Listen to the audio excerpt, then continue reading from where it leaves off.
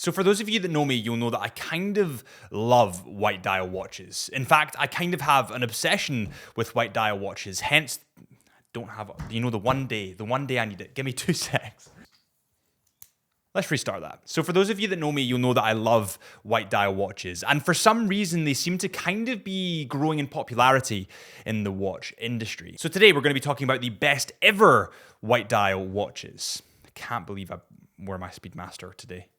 The one day I get an excuse to talk about the Seamaster, and I've got my Speedmaster on. Welcome back to the Chisholm Hunter channel. My name is Harrison, as always. And let's start with a brand that I don't talk about enough on this channel. Let's talk about the beautiful German brand, which is Sinn. Sinn was founded in 1961 by a flight instructor and pilot called Helmut Sinn. Now, because of the founder's passion for aviation, the pilot's roots, the pilot's DNA, kind of ran through a lot of their watches. But in particular, it ran through this watch. This is the Sinn 104 ST SAW, and it's a classic pilot's watch. And I just have to say, before we even get into any of the details, the white dial combined with the black bezel, wonderfully contrasting, and then when you add a brown calfskin leather strap. Typically leather straps aren't really my thing, but for pilots' watches I understand the heritage, and I think it just looks great. This watch comes in at 41mm in diameter, 11.9mm in thickness, so it is that little bit thicker than I would like. It comes in full stainless steel and has the movement SW220-1, which is a self-winding movement beating a frequency of 28,800 VPH. This has a power reserve of roughly 41 hours. Everything about this watch is clean. It's perhaps too clean. It kind of fits into the German category of watches with being quite big, quite bold, but very stripped back. They're very minimalist. And I think that's why this white dial works so well, because it's not busy at all. I mean, it has a day, it has a date, and the time. And that's pretty much it. And that's really all you need from this watch. It is a beautiful piece of craftsmanship from Sinn, and it's a brand that I'm getting more and more into. Now, this comes in at roughly 1,200 euros. Not really sure what the conversion is there. I think it'll come in at around about £950, but I'll put that on the screen at the moment. Next up, we have another beautiful German brand from Glashütte Original. Now, Glashütte Original are part of Swatch Group, and as a result of being part of Swatch Group that stock brands like Omega, Blancpain, Breguet, I feel like Glashütte are sometimes overlooked, and that's a shame because they do beautiful things. And one thing that Glashütte do in particular that I think is absolutely unbelievable is produce 95%, I repeat, of their movements in-house in their factory. Now, in the watch industry, there's always shades of grey. People buy parts of movements from over here and over there and put them together and brand it as their own. But realistically, it's not actually their own. It's just components of tons of different stuff shoved together in a certain order. Whereas at least with Glashütte, you know that it's 95% their movement created in-house in their factory. Now, this is the Glashütte Senator Excellence Panorama Date, a simplistic, beautiful dress watch that, again, just screams German. It screams minimalist, it screams big, bold, it just screams functional. It does a job, it does it well, and it's very aesthetically brilliant at doing it. This watch comes in at 42mm, comes in full stainless steel, again, has a brown leather strap. I'm kind of growing on the brown leather straps with white dials. I think they suit the white dial a lot better than they would a darker dial, just maybe because of the contrast. I don't know what it is, but I typically don't like calfskin leather or leather straps, but on this, I really do. Now, the silver hour markers and second and hour hand, all that kind of stuff against the white dial here, give it an extra element of cleanliness, of cleanness. And I know that you could say that it's a little bit harder to read, but this is a dress watch. I mean, you're not going to be wearing it when you're in action. You'll have time when you're wearing this watch because it is more dressy. So I can see past that. And I think it adds a degree of, I think cleanliness is the right word there. It's clean. The date window reminds me a little bit of a Langenzonner's date. It's very German. I keep saying German, but it is literally a German brand. It's very big, it's very bold. It's kind of a statement of a date window, but I quite like that. This watch comes in at £9,100. Next on the list, we have the Cartier Tank. Specifically, we've gone for the large model with the solar beat movement. I just think there's something unbelievable about the way that the white dial here plays with the stainless steel bracelet and also contrasts beautifully with those big, bold, kind of iconic Roman numeral hour markers to Cartier. Now, the solar beat movement is actually quite interesting because it changes the dial slightly. So the dial is essentially really semi-translucent, very light, so you won't really be able to see it, but it is very slightly semi-translucent. And this semi-translucent dial lets natural and unnatural light in. And that natural and unnatural light charges up your watch. So essentially, you don't need to worry about replacing the battery on your watch because it's always charging when you have it on your wrist or even when you don't. This watch with the white dial paired with the bracelet just screams class, it screams elegance, it screams dress to me. And I think the white dial with a Cartier tank is the only way you can go. I think it looks brilliant. This watch comes in at £3,700. Next on the list, we have a pretty bold release from Tudor. This is the Tudor GMT Opaline dial. Now, I know a lot of people will get upset because opaline technically isn't white, but it kind of is. I mean, it's the closest color to white you can get without being pure white. I just love the way that that white dial plays against that red and blue bezel on this model. It's absolutely gorgeous. Never mind the way that it plays against that red GMT hand. That GMT hand stands out so much more than it would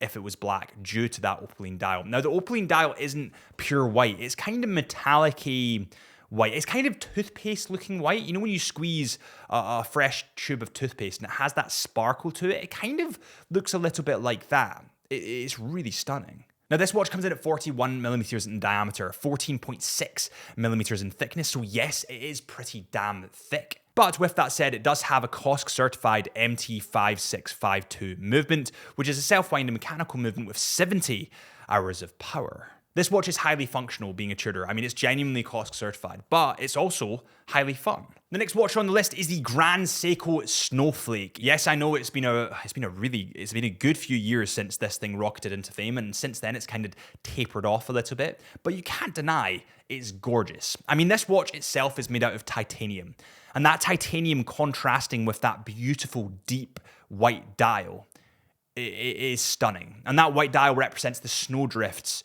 in Japan outside their studio. And you can honestly see that reflected in the dial so well. The white dial on this watch paired with the polishing that they use in the titanium is just something that it's unlike anything I've ever seen. Now, the polishing is actually something called Zaratsu polishing, and it's what they used to use on samurai swords back in the day. And it gives it a beautiful sheen that I've not seen from any other brand. Now, when you add that to the fact that titanium is a little bit darker of a metal than stainless steel, it gives it just enough contrast to make the dial stand out even more. So although you're still getting really white sheen from the polishing, the dial is still standing out and you can still see the depth on that dial. Now, the minus to this is that sometimes I would argue the dial on this is quite hard to read. And also you could say, actually, I know this from experience from actually owning a Grand Seiko, when you scratch the polishing, and you will scratch the polishing, it is so frustrating.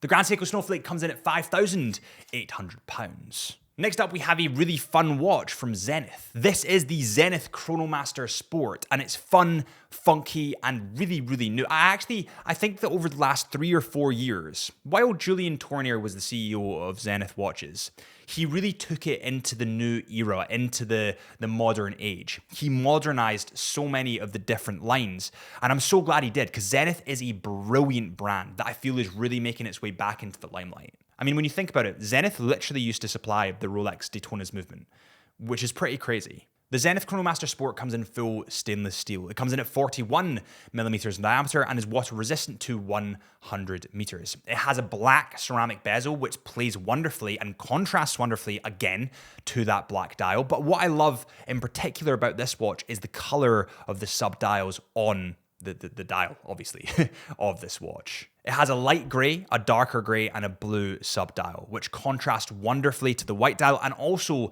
that little splash of red on the second hand, it's executed just perfectly. I feel like the Zenith Chronomaster Sport is just that little bit more fun than the Rolex Daytona. It's just a little bit more out there. It's a little bit more in your face.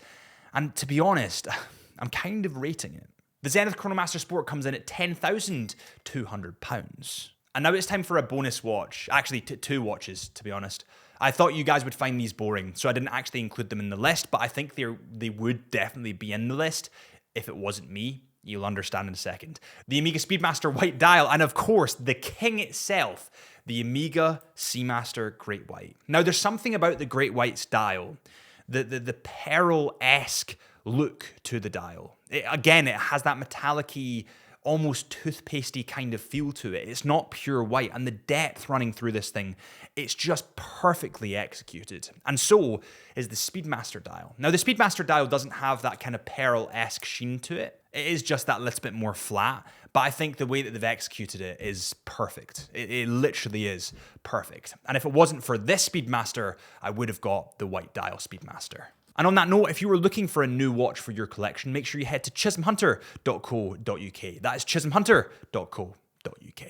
Next on the list, technically at number 7, not including those bonus 2, is the Rolex Explorer 2. Now, you do get a black and a white dial when it comes to the Rolex Explorer 2. And let me just clarify why I would go for the white dial, specifically on the Rolex Explorer 2. The Rolex Explorer 2 actually has a stainless steel bezel. Now, stainless steel bezels in the industry are a dying breed. They are rapidly getting phased out with... Amazon just rang the doorbell. Give me 2 seconds. Oh, God, I love it when Amazon ring the door mid-filming. Actually, this is... As I drop something, this is actually new studio equipment. It's new lighting for watch shots, so that's going to be fun. As I was saying, this watch has a stainless steel bezel, and stainless steel bezels are a dying breed in the industry. They're quickly getting filtered out with ceramic.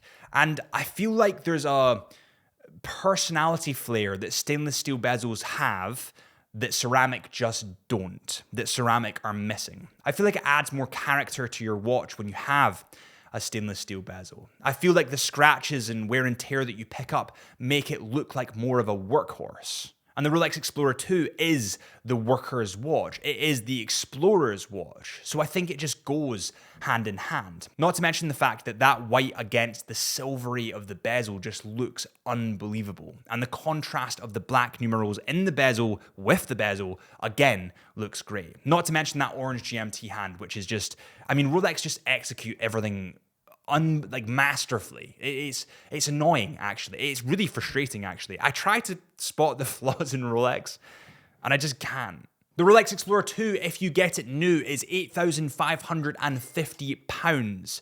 And in today's climate, right now, as of 2025, you probably could pick up one of these new pretty quick. I mean, I had a friend, a photographer friend, and he went into his Rolex AD and he got this watch within 2 months. No buying history. So I do think you probably could pick this up pretty quick. The next watch on the list is the beautiful Panerai Luna Rosa. This has the white dial, of course. I mean, it was obviously going to have the white dial, Harrison. Shut up. It has a beautiful black bezel, that signature iconic latch, safety latch on the right-hand side that makes Panerai watches undeniably Panerai, and it also has a brilliant grey rubbery strap with a red band down the middle that says, of course, Luna Rosa. This watch comes in at 42 millimeters in diameter, but I would say that it flanges a little bit more on the wrist due to that safety latch on the right-hand side. And normally speaking, that would be a little bit of an issue. But with Panerai, I don't think it is. I think Panerai is one of the last remaining brands that suits being big. It suits being bold. And people buy Panerais because of that signature look and feel. It's honestly quite amazing. The fact that they still sell like 46mm, 47mm, 48mm watches on the regular is pretty wild to me. I think the way that Panerai have executed this watch, being big, bold, a diving watch with those beautiful splashes of red, is just unbelievable. And Panerai is so underrated in the watch industry, in my opinion. I think it's an unbelievable brand. But on that note, let me know if I've missed any watches in the comment below. Thank you guys so much for watching. If you have enjoyed, please consider hitting that subscribe button or follow our Instagram at Chisholm Hunter Watches or my Instagram at AHP Lifelens. And remember, we have our very own podcast, the Into the Mind podcast. And other than that, I'll see you guys real soon.